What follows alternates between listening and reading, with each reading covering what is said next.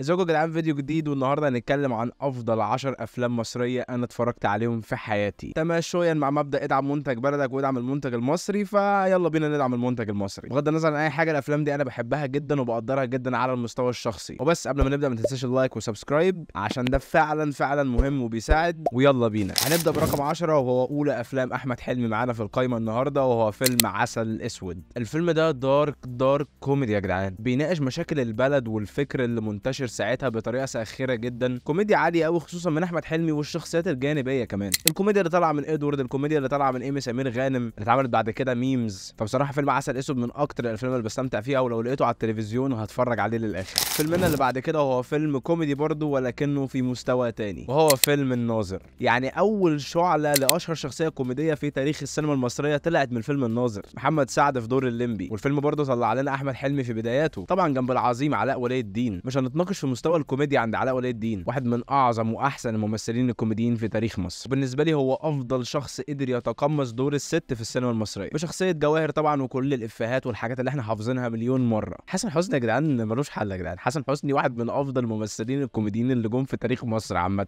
الراجل ده تعبيرات وشه بس او خضاته هي بتضحكك من غير اي حاجه. حقيقي الفيلم ده من اكتر الافلام اللي بستمتع بوقتي جدا وانا بتفرج عليه، من افلامي المفضله الحقيقه. رقم 8، ونروح شويه للجديه بقى والاكشن والحاجات دي. وطبعا لو جبنا سيره الاكشن هنتكلم عن احمد السقا بفيلم الجزيره. انا شايف ان فيلم الجزيره كان نقله نوعيه في مستوى الافلام اللي بتتقدم عن ناحيه الصعيد والحاجات دي في السينما المصريه او حتى في الدراما المصريه. كان في ستيريوتايب معين كده، وفيلم الجزيره قدر يكسره. حبيت جدا الكتابه، حبيت جدا الحوارات بين منصور الحفناوي تقريبا لو انا فاكر اسمه صح، وابوه الكبير واخوه باسم سمره اللي عامل دور عالمي. حقيقي فيلم الجزيره من اكتر الافلام اللي انا بحبها. يمكن قفلته ما كانتش افضل قفله بالنسبه لي، فكره انت تعمل نهايه مفتوحه، ولكنهم عملوها لان فعلا في القصه الحقيقيه احنا مش عارفين ايه اللي حصل. فيلم الجزيره حقيقي فيلم متميز. الفيلم السابع وهو فيلم الفيل الازرق، الجزء الاول طبعا، لان الجزء الثاني بالنسبه لي لا خالص. الفيلم ده كان جديد، عمل نقله نوعيه في شكل الافلام اللي مبنيه على روايات او مبنيه على كتب او مبنيه على اي حاجه روائيه في السينما المصريه. فكره ان مروان حامد يقدم لنا حاجه بالشكل ده بالطريقه دي بالاسلوب ده كان مميز جدا وفريد ساعتها. انت دلوقتي ممكن تبص للفيل الازرق بنظره الافلام اللي اتقدمت بعديه، زي مثلا تراب الماس، الفيل الازرق 2، الحاجات اللي اتعملت بنفس الشكل وبنفس الطريقه، ولكن الفيل الازرق كان اول واحد، والحقيقه هو افضلهم. خالد الصاوي بدور مختلف وجديد، واول مره نشوفه في السينما المصريه انه يتقدم عندنا شخصيه او كاركتر بالشكل ده. حبيت جدا الرياكشنز، حبيت جدا فكره الحاجات الكريبي اللي بيعملها كريم عبد العزيز. من افضل المرات اللي شفته بيمثل فيها هو في فيلم الفيل الازرق. انا مش هقدر انسى الفينجر برينت اللي الفيل الازرق سابها في السينما المصريه، وشكلها ومفهومها الحديث اللي اتغير كتير بعد فيلم الفيل الازرق. حقيقي واحد من اروع الافلام، ولازم تروح تشوفه. رقم 6 وهو بطوله جماعيه ومن اشهر البطولات الجماعيه في تاريخ السينما المصريه، وهو فيلم سهر الليالي. انا الفيلم ده بحبه ومش عارف بحبه ليه. يمكن عشان الشخصيات الكتير اللي كل واحد فيهم عنده مشكله وانت بتخوض معاه رحلته في حل هذه المشكله. يمكن عشان الاداء التمثيلي الجامد جدا من معظم الشخصيات، ثنائيات دويتوهات كلام رايح جاي بينج بونج شغال. فيلم فعلا في سني دلوقتي انا اقدر اريليت ليه اكتر، هو ريليتبل بالنسبه لي دلوقتي اكتر من اي وقت فات بصراحه. لسه شايف الفيلم من قريب والحقيقه استمتعت بوقتي جدا. اخراج هاني خليفه، ويمكن هاني خليفه كرر التجربه بعد كده في كذا حاجه بكاست انسامبل برضه وكاست جماعي وفريق مليان ممثلين جامدين جدا، ولكنه ما نجحش تقريبا فيلم اسمه سكر مر حاجه كده. فانا شايف سهر الليالي تجربه مميزه ولازم تاخدها.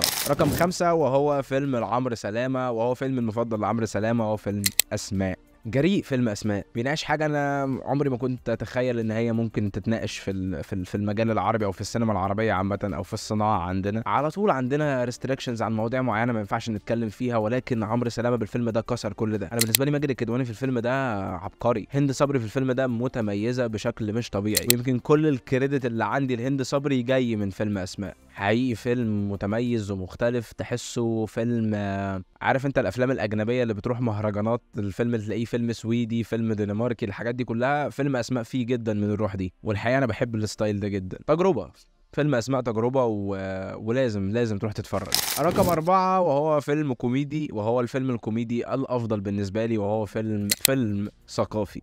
يا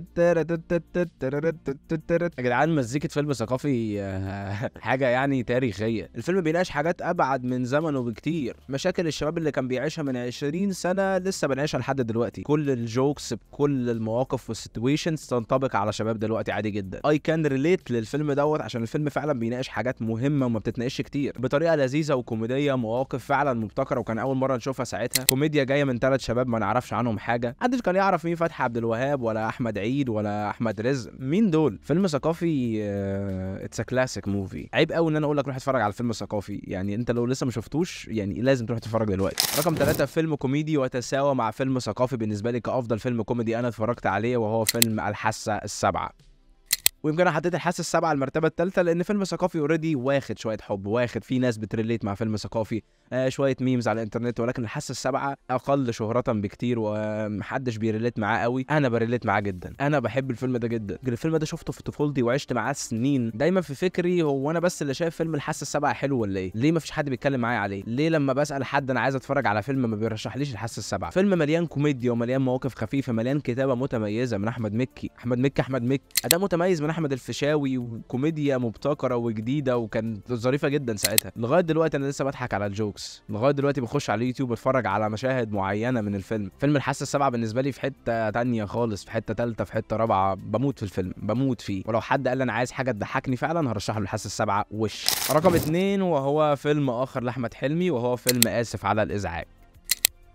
انا بحب فيلم اسف على الازعاج، انا مرتبط جدا بفيلم اسف على الازعاج. حبيت دور احمد حلمي في الفيلم، الاداء الدرامي اللي ما شفناهوش من احمد حلمي من ايام فيلم سهر الليالي. جدعان محمود حميده في الفيلم ودلال عبد العزيز اقوى دور لمحمود حميده بالنسبه لي. فكره معاناه الشخصيه النفسيه عامله ازاي، كل دوت اثره ايه على شخصيتنا الرئيسيه وازاي بيأثر على تعامله مع الناس، كل ده احمد حلمي فعلا نجح ان هو يوصله. الفيلم ده فتح عيني على حاجات زي المشاكل النفسيه والاكتئاب والتخيلات والسكيزوفرينيا والحاجات دي كلها. حقيقي واحد من الافلام المتميزه اللي ما ينفعش تتفوت. والفيلم رقم 1 وصاحب المركز الاول كافضل فيلم مصري انا اتفرجت عليه حتى الان هو ابراهيم الابيض.